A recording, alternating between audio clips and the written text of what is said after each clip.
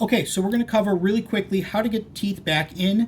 Most common injury that you're going to see on these kids are going to be the central incisors on the upper side that are avulsed.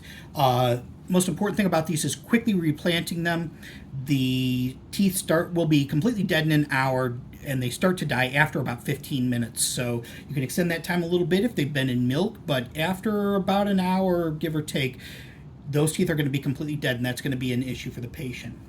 Regardless, we want to get these teeth back in. When we have two teeth, generally, what we want to do is you want to only hold them by the part of the tooth that is outside of the gum. If there's significant contamination of these roots, like with grass or dirt or something like that, very gently, you can rinse them off to get some of that gross contamination off there, but don't scrub and don't be too worried about it. We will take care of that.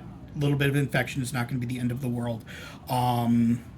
We want to generally hold these teeth and look at them. When the teeth are at a 90-degree angle to you, you want to have those... I'll have to cut that part out. I will have to do some editing. Do you want me to stop? No, you're fine. We'll just keep going. Okay. All right. So when you look at these teeth, generally when the teeth are at a 90-degree angle, let's put it down here.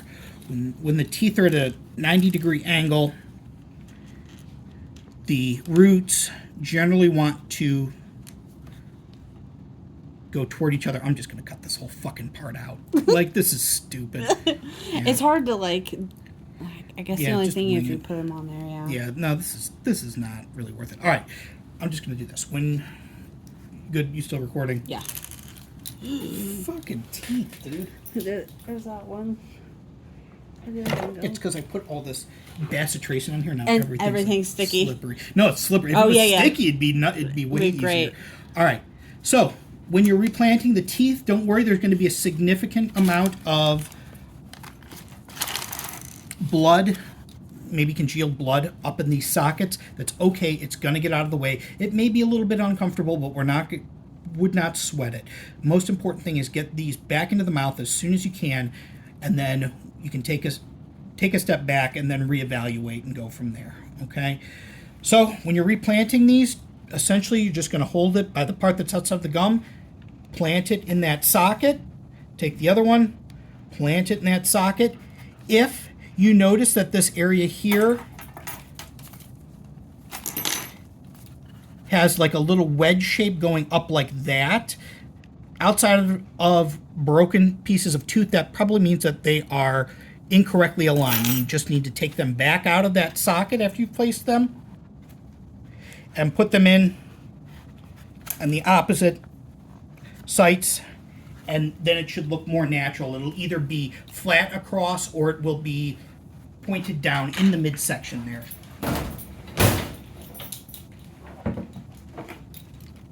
This fucking video is going to be awful. This is dog shit. Do it again. Start from the top. I really don't want to. All right. Let me do the replanted part again. Okay. All right. I don't even know what software I have to edit this. Don't ask me. I'm gonna have to get creative. Fucking A. All right. Anyway, you ready? Or are you still recording? I'm still recording. Okay. All right, so when you put these teeth in, you should notice that they're either flat or have a slight prominence in the middle and are closer to the gum line on the lateral sides. If you have a wedge shape here with it coming closer to the gum line in the middle, that means those teeth are probably in the wrong side, and you'll just need to take them back out and put them in on the correct side. All right, that's pretty well tolerated by the patient. Once you have that in place, you can put a little bit of gauze down here in the teeth and just let them close down on that, and that'll help secure the teeth in place so that they can then get back to the room and get that taken care of. Okay?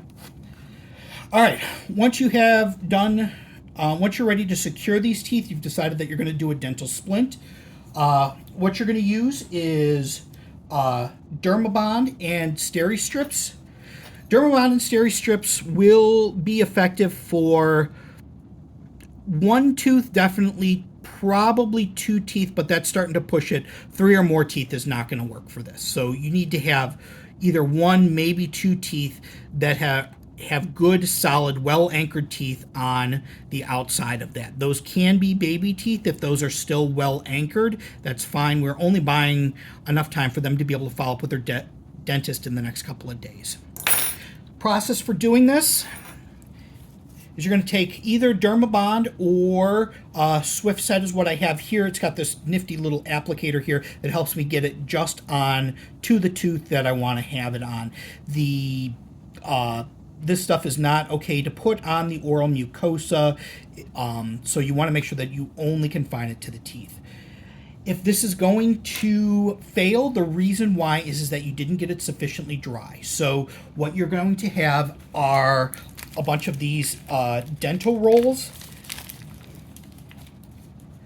that can help keep the lip elevated away from there.